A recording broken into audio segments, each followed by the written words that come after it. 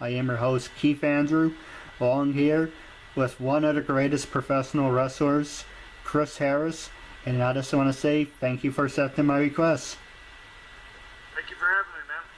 Now, to let you know, it's a half-hour, 45-minute conversation. You can say anything you want, curse if you want. It's completely whatever you want to do. This is your time. And so, starting off, what can you tell us about yourself? What can I tell you about myself? Regarding wrestling?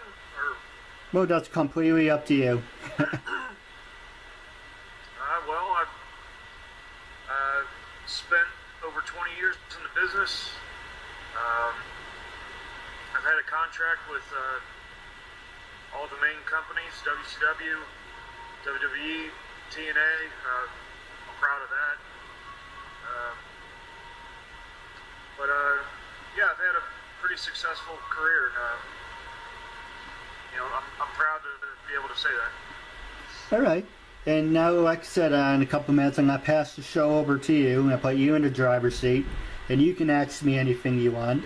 Usually, I say to people, I usually give a speech, but, it's, I don't know, I didn't want to bore you with the speech, but I say it over and over and over for the past 20 episodes, so it's kind of redundant to do it for every episode, so I want to make this one different, but it's kind of up to you if you want to hear what I usually say. Yeah, sure, man. I usually start off by telling people that the whole point of Uncensored is to show people that even if we're born with a disability, I can show, let me hesitant on my part. The whole point of Uncensored is to show people that even if we're born with a disability, I can still overcome controversy and reach my goals in life. At the same time, I'm capable of turning myself into a perfect example for people out there dealing with any type of learning disabilities or disabilities in general, but you should never give up or have people label you, and you should prove to them you can still amount to something. That's great, man. It's a really good thing you're doing. Yeah, I appreciate it. Now, the next question I was going to ask you is, you mentioned, I don't want this to be like a shoot-on-shoot wrestling interview, so I'm going to ask you a lot of easy questions, hard questions, and you can throw any back at me. But you brought up something very interesting. I didn't know you worked for the WWF or WWE at the time, and was it WWE or WWF at the time? No, WWE. And I didn't know you worked for WCW. What can you tell us about that, and who influenced you in getting into wrestling? As a kid growing up, when I would watch it on TV, my hero, my superhero was Randy Savage. I loved everything about it. He was exciting, flashy. He was just everything you look for in a pro wrestler. He was that to me. Once I got into the business, I started admiring Bret Hart a lot. I could relate more to it since I was in the business. Whether it was psychology or some of his moves, I even kind of patterned myself after. But I would have to say mainly those two. There's been others along the way. Those are the main two. I signed with WCW October. I worked for them all of the year 2000. I finally got a contract in October, and just so happens that I think 6 months into my contract, go figure, that's when they go out of business. Right.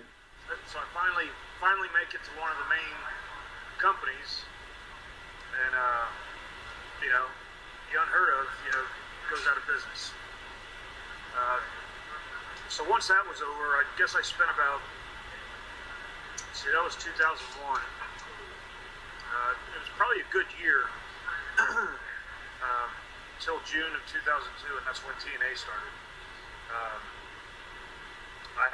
Swan and I had a tryout match. We were signed that week, and we were on the first pay-per-view. And that was my life for about the next 7 years. And that was great. 7-time tag team champions. It was I don't know. It was just a thrill to be able to work for that company and be able to make a name for ourselves that way. And then I left there. Actually, when my last contract was up, that's when I began some talks with WWE, and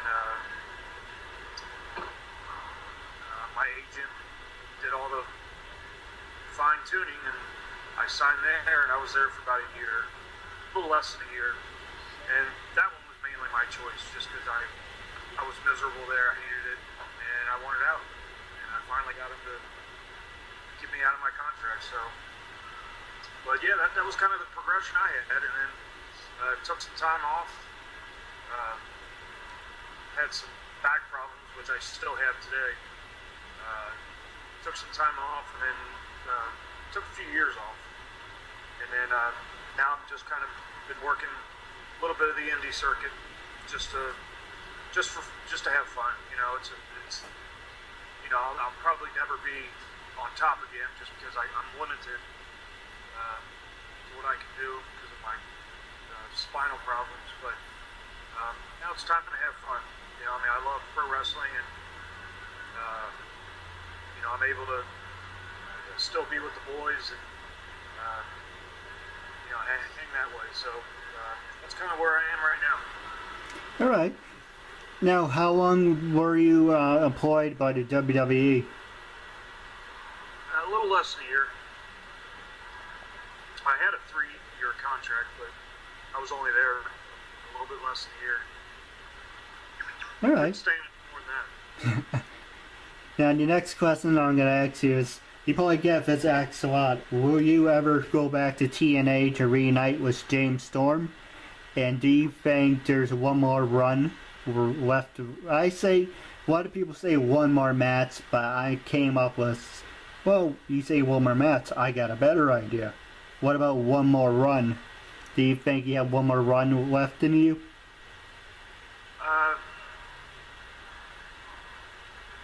I'm hesitant to say it, but yeah, I do, because my heart is always going to be in wrestling, and if I had the opportunity to do it, I would jump at it, and might have to have Storm carry me a little bit, but yeah, I would love to do it.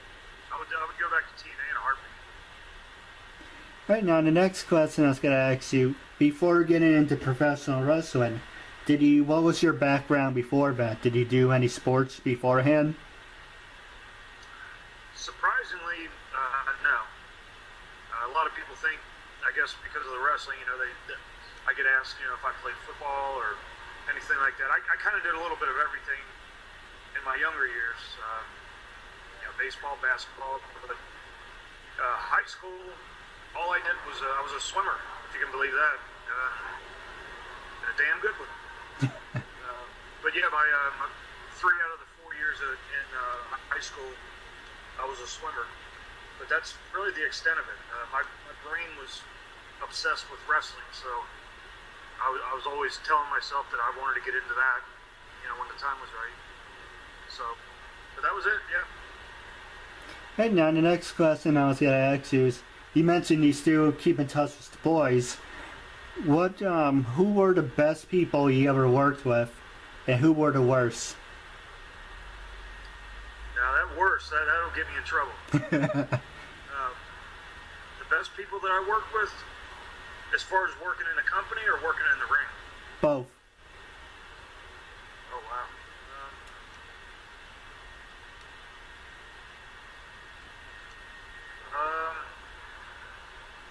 We had some great matches with Triple X.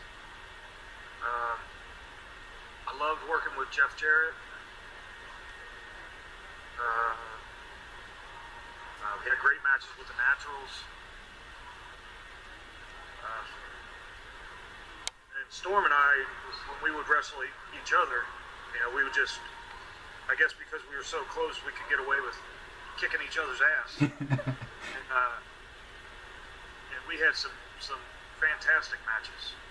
Um, there's been a lot of people that I'm appreciative to work with. With Jeff Jarrett, I kind of had a rocky relationship just because, on one hand, I loved working for him. I'm very impressed with the business side of him. But then on the other hand, because we're so close and because he was the boss, there's always going to be there's going to be a few clashes. Right. But I really enjoyed working with him.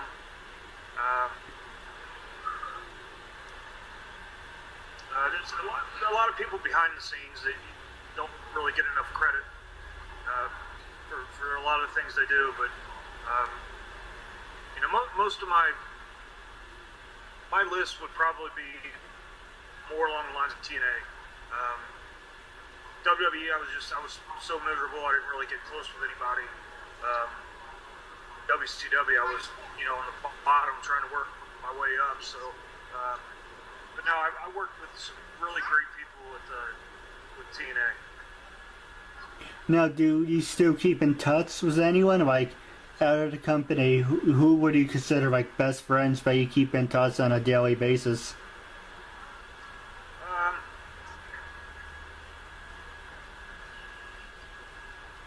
Storm, we keep in touch. He did I guess it was like 3 months ago maybe, he did an indie show down in Nashville, and they actually brought me in, and I was in his corner. So that was pretty cool to be able to do that, to actually do something with him for the fans. I came up in the business with this. We actually live in the same area, and yeah, we keep in constant contact. I see him a lot.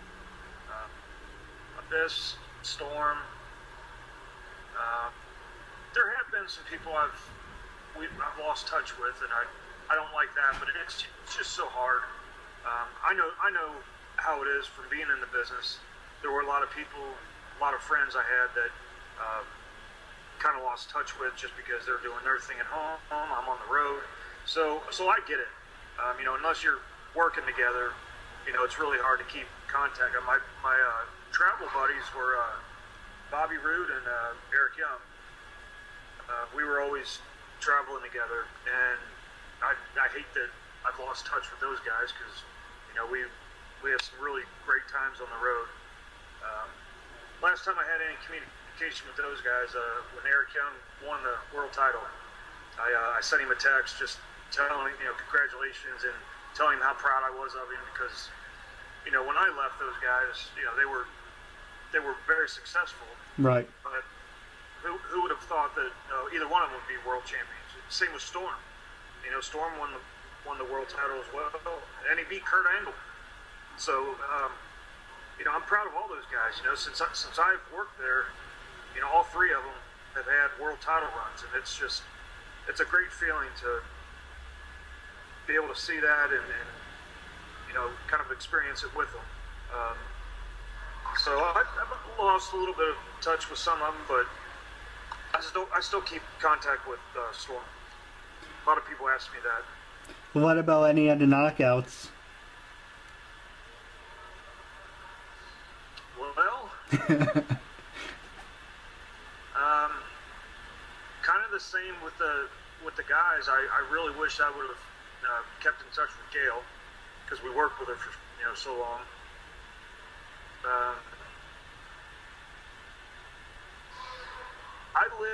I'm back in the Kentucky area, Cincinnati area now, but I lived in Florida for 4 years. So anytime they were doing tapings down there, I would hook up with them afterwards. Or I would be at the tapings just to say hi to everybody. So I kept in contact with most of them. I got along really good with most of them. But usually just, afterwards, we would just, that was the extent of it. How do you explain it? Disabilities? Yeah. I'll be able to give me a shout out. How's it going, Keith? Pretty good. Yourself? Good. Yeah, actually, I work for an organization called Redwood. We run a workshop. We got about 90 adults with various mental and physical disabilities that we work with job training, job skills, and it's an opportunity to make money and provide a workplace. Well, if you're interested, maybe after the show we can talk about working together. Absolutely. Be great. He said he's interviewed everybody. Really? Movie stars. Yep, Oh, wow. like Chris was saying, I interviewed actors, actresses, models, CEOs, professional wrestlers, anyone who wants to support my cause and make a new friend out of it. That is excellent. And you are on YouTube? Yes. See, that's great because part of what we do is we run we've got a computer lab and computers available. So tomorrow I'll have my guys pull up your show up on YouTube and They'd probably enjoy it. oh, I'm sure, yeah. Very cool. But like I said, I would love to work with you guys if that's a possibility. Absolutely, Absolutely. man. Now, like I said, this is actually better now because I've been trying to do a double interview, and Chris already introduced himself. Now, let's pass the show over to you. You can ask me anything you want, talk about anything you want, and this is your time after all. Wow. It's actually funny. Chris and I have known each other since 1987. We went to high school together and actually looked into pro wrestling together, and I've watched him and his career all along. I've drug him into the business too. He's taken quite a few bumps himself. Yeah. I've been on the indie circuit, but still wrestling a little, probably more than I should at my age, but it's a lot of fun. I have a personal question I'd like to ask both of you. You know, why is it, I can get actors, actresses, CEOs on the show, but why is it when I try to get, like, professional wrestlers, and the reason I bring it up is so I interviewed one wrestler from ECW, Angel. He said it without, I guess he was fucking around with me, and like I said, it's uncensored, you can curse if you want to, but I didn't know if he was being serious or not, but he called me like a crutch sniffer because wrestlers are very hesitant about doing interviews for people if they don't know. And I understand that wrestlers put up like a shield because if you don't know someone, why would you want to do an interview? But if you have a good cause what I'm doing, why would they still throw it back in your face? Well, I think probably because there's been a whole kind of a cottage industry that's come up around wrestlers doing what's called shoot interviews, and they get asked a lot of inflammatory questions that basically they go on there and they either bury a company they worked for or another wrestler, and it's all about controversy. And the problem is, in pro wrestling, you never want to burn a bridge. Right. You just never know. I mean, wrestling's got a long memory, and you never know the guy that you bury today, maybe the guy that you're wrestling with tomorrow. So I think that's probably it. I think that's probably has a lot to do with that. A lot of guys, too, I think, don't know where the character starts and real life begins, and the character stops in their real, who they really are as a person. And some of them are just plain assholes, to be honest with you. Well, that's true too. I mean, they're out there and they just kind of like what he was saying about the character. I mean, they let it go to their head, and it just that puts up closes a lot of doors for some people. But some guys just get off on being hard. It's all persona. It's all they just want to appear to be a jerk, and so unfortunately that's part of the business too. That's true. Now, do you have anything you want to talk about, anything that you're passionate about, or any questions you want to talk about? This is your time after all. Well, when I told you I took a few years off, right, and then kind of came back and doing the indie circuit. Well, a lot of that has been with him. We just kind of, like I said before, it's our time to just have some fun now. So we'll do a little car rides. But yeah, we've actually tag teamed a lot. Wait, boys, I've got an 11-year-old daughter, and she's become a huge wrestling fan. All on her own. I haven't pushed her into it. She loses her voice every time we have a show. Yeah, she absolutely loves it. So it's been kind of fun, now that I'm a little older. She's gotten into it and got me into it, and so where I wrestled for a number of years and kind of took some time off to be a dad. Now we she's were talking about how much of a wrestling game you've done. Oh, yeah. she's the one that's kind of kept us going, and so it's fun. It's fun to see it through her eyes after 15, 20 years in the business. So you lose your voice every time I'm sure. Yeah. this is Keith. Hi. Keith has a YouTube show that we're going to check out. Oh, really? This is Addison. She's my 11-year-old. And I love you too. She loves YouTube. Hey, how's it going? Good. See, this is what I like, how it's interactive. I'll give you a perfect example, how you guys are different than other ones. Other people would say I would only be on your show if you guarantee me 1,000 people would watch it. Or if you would pay me $16,000. And I'm like, you understand I have a learning disability. I don't have ATM stamped on my forehead. Yeah, well, people want to be paid for their times, and I know I'm stupid, but I know when I'm being taken advantage of. But still, I won't mention names like you said. I know that you want to get as many people as you can to interview, but if they come at you with shots like that, then they're not worth you going through the work to interview them. If they're going to put demands on you like that, it's just not worth it. Right. There's too many other guys that won't do that. So how long have you been doing a YouTube show? I started when I first started, it was 2010. I made a lot of fan-made videos. I used to watch Smallville and House. And Huge Smallville fan. and I used to make fan-made videos. And then it's like, oh, that's great. Now everyone else is copying me. How can I be different? And I used my sister and my brother for an inspiration. And I was like, well, I have a learning disability.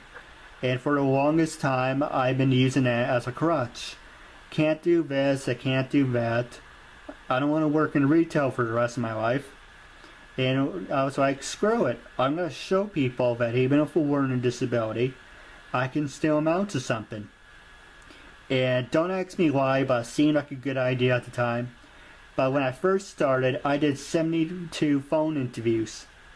I interviewed people from Mighty Morphin Power Rangers to Dragon Ball Z.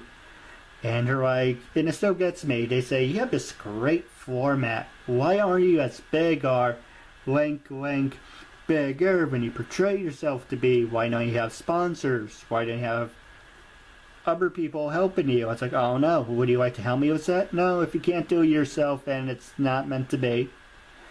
But one of them did tell me to do it over, and I did, and thanks to you guys, I'm up to 221. Still working on a sponsor and everything, but I'm doing the best I can with a learning disability. I'm very... You're doing great. Yeah, it sounds like you're making progress, man. Now the next question I was going to ask you is, I mentioned in the beginning you are teaming with James Storms, and I apologize, I got him confused with Robert Roode. But have you worked with James? You mentioned you wrestled him, but have you teamed with James Storm, or do you prefer working with Robert Roode in your tag team? You're asking me who I want to... Yeah, in the beginning I got you confused because I thought you were tag... Right. America's Most Wanted was James Storm and Wildcat. Robert Roode was with James Storm and Beer Money. So you were actually right the first time. Ah. Don't mind me, I just had a brain fart. No problem. Don't you get me mixed up with that son of a bitch. Now, there's a flip market. I don't know if you said you could do independent. So, do you work, or have you gone and worked for, what was it, Northeast Pro Wrestling or East Coast Pro Wrestling? Have you done those independents, or? Not that I can remember. Probably somewhere along the line you did. Yeah, at some point I guess I probably did. But right now we're mostly doing stuff in and around Kentucky, Indiana, Ohio, that kind of a region. Just don't travel as much as we used to. All right. Like I said, you guys can ask me anything you want. I'm going to ask you a couple hard-hitting questions. And the first one is, where do you stand on legalizing marijuana?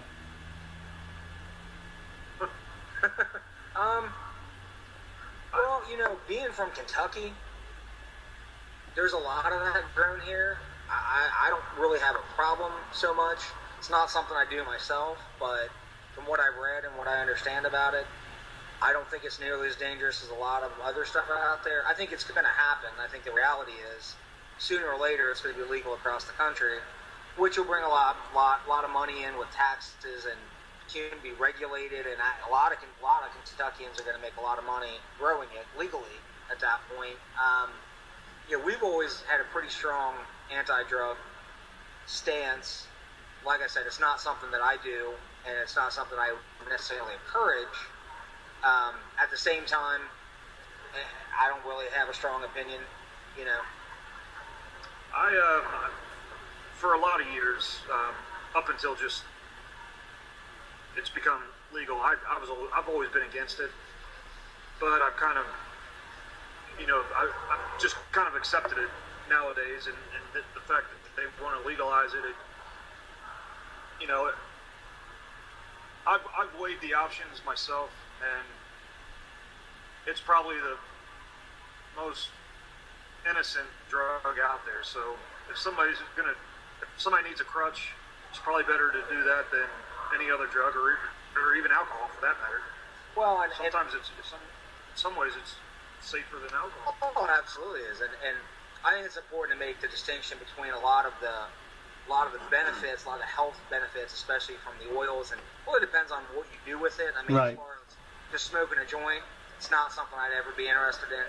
But I know that there's a lot of different ways it can be used. So from that standpoint, I think it's worth examining and looking at. But, as I said, I would never want to encourage it or say, oh, yeah, it's great, I think everybody should be doing it. I mean, it's one of those things where as long as, it's handled the right way, I think there's a lot that can be benefited from it medically and some, that way. But, legal or not, it's not something I'll ever do. No, absolutely, I agree with you. And I think it's better, first off, God grows it, so I don't see what the problem is if it comes from the earth, number one. And number two, if you're responsible with it, I don't see the problem. We are mentioning, drinking. There's more problems for drinking and smoking because that causes liver damage and lung damage. But if you think about smoking, smoking marijuana, nothing really bad has been proven to do anything. It may give you the energy you want to build something. Like the Dennis Leary joke. I think it was Dennis Leary or George Collins. It's the reason I never did drugs because I never wanted to build anything. Yeah. Well, I've certainly been, around it and exposed to it through wrestling and other stuff. And I mean, I've never necessarily seen anybody have behaviors that would make me think it's awful or it's horrible or it's, just one of those things. I think you just got to be careful and be responsible and handle it in the right way. Yeah, absolutely. And the next... I got to step out for a minute. Great talking to you for a few. I'll see if I can step back in, okay? Yeah, no problem. Now, what brings you to being in the auditorium? Were you doing like an autograph signing, or were you talking to a bunch of people? No, this is actually the church that we go to. Thursday nights they have a lot of the group meetings, the different types of groups that churches have, and so we just volunteer our time to come, serving coffee, soft drinks, things like that. Well, that's really cool. I didn't know about that. Yeah, it's really good. Good feeling. It gives you a good feeling. Now, I don't know if you and Samoan Joe acquaintances or friends. Then it brings it up. We're friends. Well, how do you feel about him? How he going to WWE, and what did you think of the impact that made into professional wrestling? Did he sign yet? I just know he showed up on NXT yesterday. Oh. No, man. best for Joe and his family. I know Joe. I mean, he's a excellent wrestler. So there's no doubt about that. But it's just a matter of WWE, fucking with your head. Right. I know that from experience. So unless you come from their creation, I just feel like there's not one person from TNA that has gone there and not been messed with unless they worked for him before or something. Like when I went, myself and Ron Killings, we signed the same time, we traveled together, we went at the same time. Well, I felt like the treatment of him and I were totally different. And a lot of it, I believe, this is just my opinion, but he worked there before. So he knew a lot of the guys. You could say that he came from their creation. But anybody from TNA that has gone there, that has never worked there before, they really don't last that long, myself included. So I just kind of wonder about that part. I think Joe's already proven himself. He shouldn't have to prove himself all over again. But who knows how they're going to treat him? Best of luck to him. I hope he breaks through that ceiling that I'm talking about. Yeah, but you bring up an excellent point. The people who've been there before seem to hit it off the second time. Samoa Joe is one of those people who debuted there back in, I think, 2000, 2002. Then left, and this is his second time in the WWF, WWE. Unless you worked there before. Yeah, but I'm going to have to show you that video. And he wasn't just the only one. AJ Styles had a match on... Well, a lot of guys, including myself, I had a match back in '96. I think a lot of guys have had a match or two there. But I'm talking when they talk about, you sign a contract, they talk about investing all this time and effort into you. I don't think he ever had that. And now I would think that's what they would do and what they should do. But again, it's just a matter. They just, behind the scenes is just a complete mess. It's like going in the military. They just break you down so they can, well, make you their type of creation. Well, do you think it's all politics too? I think a lot of it is politics. I think kind of what I was saying before, and nobody had worked there before, if you come from TNA, they easily want to break you down, make it look like, being on top in TNA, it doesn't mean shit. They want to take a TNA guy and just, break him down, and, it's all bullshit. But that's the way the business is, so, like I said, I hope the best for Joe. Well, the next person I'm going to mention is, I got excited when Awesome Kong signed and made her appearance, but, and this brings up the next subject. I'm sorry, what was that? She's another one. She had a few showings, and then, boom, gone. No, it's disappointing. She had a lot of potential she can use. I put her in that same category. They probably were messing with her in the back and just didn't give her enough of an opportunity. I worked with her in the same company. I know what she can do. I was with Gail during their feud, so I heard all about it from Gail, and I saw it. It could have been something good. And then, actually, Gail's an example of the other side, because right. While she was with TNA, she had started with WWE. So she was with TNA with us, and then when she went back, she was on top again because she had a bunch of crap. Well, do you think it's because, and this is one of the questions I was talking to Angel about, do you think professional wrestling is racist? Racist? I haven't seen any myself. I'm sure there's parts of it that is. but because there's racism everywhere, Right. so there's going to be some in there.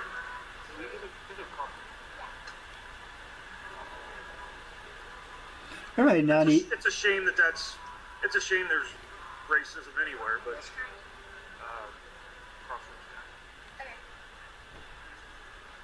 sorry about that. yeah, not a problem. And the other It's a subject, reason- yeah, it's a, now I guess you're a coffee person, right? I am. Now the last hard-hitting subject I'm going to ask you is where do you stand or how do you feel about, and I'm going to ask you about steroid use, but you know the truth is it's used in professional baseball, basketball, and everything. Do you think that there's a place for that in professional wrestling, or is it same with any other sport that you don't put up with that? I think that it's the flavor.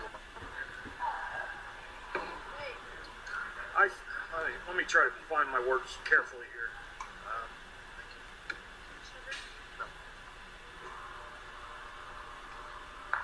I think that those that don't know enough about it, they use that as an excuse for everything. You know, you hear somebody if they're in good shape and maybe they have a temper.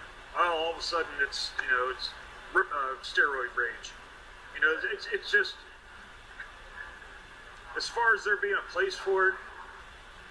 Now maybe I'm the wrong one to ask because I've been in pro wrestling, but I just don't think it's as big of a deal as people think. You know, anytime there's a problem, like I said, everybody wants to blame it on that. You know, with wrestlers, you know, the way wrestlers pass away nowadays, everybody wants to point the finger at steroids. Sometimes that may be the case. You know, I mean, because there are some guys that abuse it. But they don't factor in, and I'm in this category. You know, I'm a pro wrestler, so, you know, I fit in here too. But any athlete, and it's been proven in pro wrestling, you know, that the drug use, you know, that's hard enough on your heart. You know, these guys, you know, whether it's, I don't know, coke or heroin, you know, just anything really. You know, that's all hard on your heart, and that can cause a heart attack, and that can kill you. Right. You know, it's not always going to be a steroid abuse. You know, I mean, I've known guys that, you know, they're on it, but they go in their cycles, and I'm a believer in if you cycle it the right way, the healthy way, or healthy is probably not the right word, but you know, if you cycle it the smart way, you know, then it's not going to do as much damage. I'm not going to say it's not going to do damage because that's obviously, you know, it can be hard on your organs. But well, if you don't abuse it, it won't get out of hand. That's a lot of problems, you know, because people abuse it, then they say, "Oh, look at me! I have this problem, that problem." It's like, well, were you taking it the right way? What else were you doing with it? right, that's why I'm saying if you cycle it, it's not that bad. But you know, there's a lot of people that are going to abuse it. But you know, people abuse all kinds of drugs, alcohol, you know, every day. You know, I mean, nothing's going to be completely 100% safe. But I just think with the media and the news, they use it as a go-to way too much. You know, and you know, if the football and baseball, you know, they have their penalties for performance-enhancing drugs, and you know, that's just the way the professional sports business works. You know, you just if they want to have their guidelines, then you got to follow them. That's true. The next question I was going to ask you, how you feel, well, the next two questions is, the first one is how you feel about Chris Benoit being inducted into the Hall of Fame. And actually, I just started off with that one. That question, you're treading a fine line there. It's hard to erase his accomplishments in Right. the business, but that's just what WWE has done. I mean, they show no footage of him. It's almost like he didn't exist. And if that's how they want to do that, then that's fine. I mean, the guy was an excellent wrestler. Normally, of course, there's no question that he would be in the Hall of Fame. But what happened was, that's pretty hard to take, pretty hard to accept. So I would understand it if he wasn't put in the Hall of Fame. I would understand. But if he was to be put in, then I would accept that as well. So No question. maybe his peers are better to answer that question. I don't know. No question. He's one of the best professional wrestlers, and he is one of my favorites. But as far as knowing him as a human being, I'm not going to say anything because, you shouldn't talk ill of the dead, number one. And I never had a chance to meet him, so it's not my place. He was a quiet kind of guy, which, again, we're back to the whole steroid thing. Everybody's blaming it on steroids. The guy obviously had some mental problems with or without steroids to do something like that. So, I don't believe it was a roid rage thing. I believe that there were some inner problems that none of us really know about. And, he went down the wrong path. None of us can pretend to understand, even his best friends at the time, that even they didn't understand it. But I don't know. I mean, it's we'll never know. Well, while on the subject, I don't know, I heard about it a while ago, like a couple of weeks ago. It was when Rey Mysterio accidentally killed a guy in the ring. Do you think that supposedly he did a move, he did his one 619 and he kicked a guy in his face, and supposedly the guy passed away in the ring. I have no idea about it. That's what I heard. I don't know if it's true or not. I did hear about that. I don't think that the blame would be on Ray. I think whoever this guy was had some issues already. I don't know, maybe a wrestling match was too much for him to handle, but I don't think it was anything to do with that move or Ray in particular. It could have happened with anybody. Right. And the last kind of wrestling question I'm going to ask is, do you think Owen Hart will ever be inducted? And while on the subject, do you think you would ever be inducted into the Hall of Fame? Owen and who? Who else? Owen and yourself. Absolutely Owen. But again, they're going to have to play it safe with that, because it's going to bring everything from the past back up. But he definitely deserves to be in the Hall of Fame. I mean, the guy paid the ultimate sacrifice for this business. As far as myself, I'd like to believe that America's Most Wanted will be in the TNA Hall of Fame at some point. I'm not sure when that'll be, just because Storm's still riding the wave. But then again, they've inducted people that are still active, so who knows? But yeah, I do believe we'll be in TNA someday. Now, wrapping up, do you have any funny stories you would like to share, or any funny pranks you pulled on your friends? Well, I'm known for a few ribs here and there.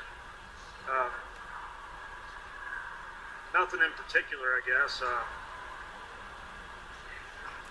The stupid things I did was I got into someone else's car by accident. Got into what? I got in someone else's car by accident. You're asking me if I did? No, I did. That's one of my blonde moments. Oh. Basically, when we went to this Italian restaurant, and my sister had this white car, and I was going back with my brother, and she parked next to 2 other white cars. And I was like, okay, well, where's your car? It's right in front of you. You positive? Yeah, this is my car. Okay, looks a little different from the outside. Grab the handle. Handle seems kind of different. It's cold outside. It's probably just my imagination. Open the door, close it, put the seatbelt on. Seems kind of cramped back here. Nah, I can ask my sister to move her seat up. I happen to be looking forward, and I saw I'm standing outside in front of the car. It's like, oh, what happened to the car? Was it vandalized? Did someone scratch it? At the same time, I noticed there was a bumblebee hanging from the mirror. And I happened to look down, and I said, like, when did she start driving stick? And then it hit me. It's like, oh, I'm in the wrong car. That's an easy mistake, man. We could all do that. You don't ever... have the car very well. Hell, even shows. I've done shows in flea markets before.